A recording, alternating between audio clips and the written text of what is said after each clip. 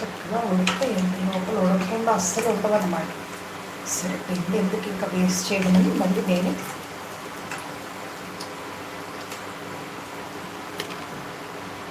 Breakfast recipe ఈరోజు.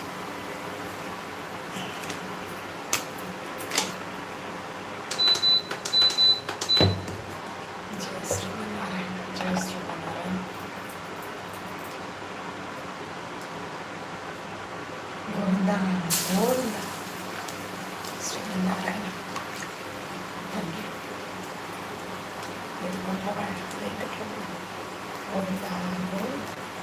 అయితే ఇది బొబ్బర్లు కాస్త కూరలా కూడా చేసుకోవచ్చు. ఇట్లా గారెలు చేసి కూర టమాటాలు ఉల్లిపాయలు వేసేసి కూర చేసి అందులో ఈ బొబ్బర్లు ముక్కలు కూడా వేస్తారు. బాగుంటుంది అట్లా కూడా కూర కర్రీ.